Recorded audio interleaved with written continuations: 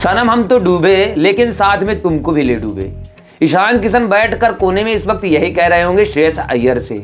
ईशान किशन ने इस वक्त इतना बड़ा कांड किया है ना, जिसके कारण श्रेयस अय्यर की करियर पर बात बनाई है। बीसीसीआई ने अभी रिसेंट एनुअल कॉन्ट्रैक्ट की घोषणा की है, जिसमें श्रेयस अय्यर और ईशान किशन का नाम नहीं है, उन्हें बाहर कर दिया गया है, रिमूव्ड कर दिया गया है। हमने पहले भी आप लोगों को बताया था कि सोशल मीडिया में चर्चाएं चल रही हैं, सोर्स के माध्यम से खबरें आ रही हैं कि ईशान किशन और श्रेयस अय्यर बीसीसीआई के एनुअल कॉन्ट्रैक्ट की लिस्ट से बाहर होंगे, और आखिरकार यही हो ही गया है।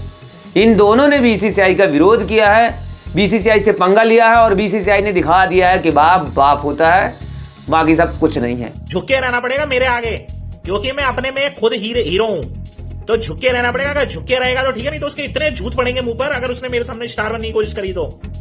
पतली गली से निकल निकल निकल निकल निकल। ईशान किशन के बारे में सभी लोगों को पता है, मेंटल फटीग का बहाना देकर जैसे टीम से बाहर हुए थे, उसके बाद से वह रणजी के मुकाबले नहीं खेल रहे थे। हार्दिक पांड्या की शरण में बैठे हुए थे, जो खुद रणजी ट्रॉफी नहीं खेलता है, वो खेलने की सलाह भी नहीं देगा। ईशान किशन जिस बंदे के चक्कर में फंसे थे वो ग्रेड ए में है, सोच लो। तो भैया बीसीसीआई ने साफ तौर पर बोला था सभी खिलाड़ियों से कि जो भी खिलाड़ी भारतीय टीम का पार्ट रह चुका है लेकिन अभी नेशनल ड्यूटी पे नहीं है, उसे रणजी के मुकाबले, डोमेस्टिक क्रिकेट के सभी मुकाबले खेलने होंगे, वहां पर अपना ध्यान केंद्रित करना पड़ेगा, वहां के मैच आपको खेलने पड़ेंगे। और ये सब चीजें बड़ी सख्ती से बोली गई थी। हर खिलाड़ी को ईमेल भी किया गया था, जिसमें ईशान किशन, श्रेयस अय्यर, दीपक चाहर जैसे खिलाड़ियों का नाम था। लेकिन ये सारे खिलाड़ी, ईशान किशन जैसे खिलाड़ी बीसीसीआई की बातों को नकार रहे थे, विरोध कर रहे थे कि भैया हम रणजी का मुकाबला नहीं खेलेंगे, हम सिर्फ आईपीएल खेलेंगे, लो खेल लो आईपीएल। बीसीसीआई ने कॉन्ट्रैक्ट लिस्ट से ईशान किशन को बाहर कर दिया है, और ये सारे नए नियम और बीसीसीआई की इतनी सख्ती का सबसे बड़ा कारण कोई है तो वो है ईशान किशन। ईशान किशन के चलते आज श्रेयस अय्यर भी खतरे में आ गए। श्रेयस अय्यर ने मात्र एक ही गलती की है। श्रेयस अय्यर ना तो टी20 क्रिकेट खेलने को मना करते हैं, ना ही ओडीआई क्रिकेट खेलने को मना करते हैं, और ना ही टेस्ट क्रिकेट खेलने को मना करते हैं। लेकिन इंग्लैंड के खिलाफ दूसरा टेस्ट मुकाबला खत्म होते के वक्त श्रेयस अय्यर को बैक पेन की समस्या हो गई थी, जिसके बाद बीसीसीआई ने उन्हें रेस्ट देकर एनसीए भेजा था कि भैया वहां जाओ, फिटनेस टेस्ट पास करो, उसके बाद भारतीय टीम में वापसी करो, या नहीं खेल रहे हो भारतीय टीम में तो फिर रणजी क्रिकेट खेलो। लेकिन जब एनसीए से श्रेयस अय्यर फिट हो जाते हैं, पूरी तरीके से उनको क्लीन चिट मिल जाती है कि आप खेलने को तैयार हैं, कोई प्रॉब्लम नहीं है आपको, लेकिन आप क्या बोलते हैं कि मैं रणजी में खेलने को तैयार नहीं हूं, मुझे बैक पेन में की प्रॉब्लम है, मेरे पीठ में दर्द हो जाता है, अगर मैं 30 बॉल भी खेल लेता हूं तो फिर मेरे पीठ में ऐसा दर्द हो जाता है जैसे कि मैं मरने वाला हूं।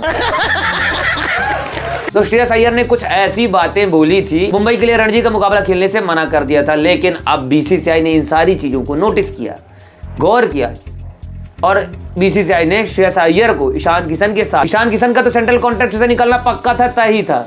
उन्होंने जिस तरीके से रिएक्शन दिए हैं, जिस तरीके से बीसीसीआई का विरोध किया है, उनके साथ ऐसा होना बनता ही था।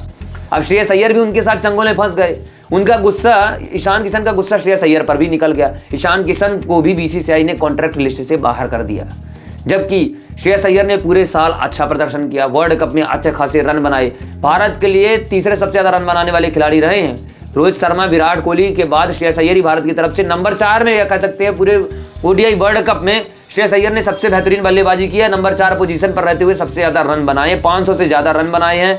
और सबसे मेन बात, सेमीफाइनल मुकाबले में श्रेयस अय्यर ने अगर वो शतक ना लगाया होता ना न्यूजीलैंड के खिलाफ, तो फिर भारतीय टीम कहीं ना कहीं प्रॉब्लम में होती, भारतीय टीम सेमीफाइनल का मुकाबला भी हार गई होती। भारतीय टीम के लिए श्रेयस अय्यर ने लगभग काफी शानदार प्रदर्शन किया, अच्छा खासा ही किया है। हाँ, लास्ट के दो तीन सीरीज में उनका परफॉर्मेंस ठीक ठाक नहीं रहा है। साउथ अफ्रीका में उनका परफॉर्मेंस एकदम फ्लॉप रहा है। इंग्लैंड के खिलाफ 2 टेस्ट मुकाबले खेले हैं, उनके चारों पारियों में श्रेयस अय्यर एकदम फ्लॉप रहे हैं। बाकी सब उन्होंने ठीक किया, सारा परफॉर्मेंस उनका सही रहा है। बशर्ते गलती सिर्फ एक ही उन्होंने कर दी है कि जब रणजी का ट्रॉफी खेलने के लिए स्ट्रिक्ट एक्शन आया, स्ट्रिक्ट भाई आदेश आए हैं कि आपको खेलना ही खेलना पड़ेगा, और आपने उसका विरोध कर दिया तो आपको बाहर कर दिया जाएगा, और यही हो गया, उनको बाहर कर दिया गया है। ईशान किशन और श्रेयस अय्यर जैसे खिलाड़ी जो भारतीय टीम का परमानेंट पार्ट थे, हर मैच खेलते हुए दिखाई दे रहे थे, तीनों फॉर्मेट में खेलते थे, लेकिन बीसीसीआई भाई इतनी ज्यादा भड़की है इन खिलाड़ियों से कि इनको सीधे बाहर कर दिया गया है, इनका पत्ता साफ कर दिया गया है। अब इनको बीसीसीआई की तरफ से 1 रुपए भी नहीं मिलने वाले हैं, 1 फूटी कौड़ी भी नहीं मिलने वाली है।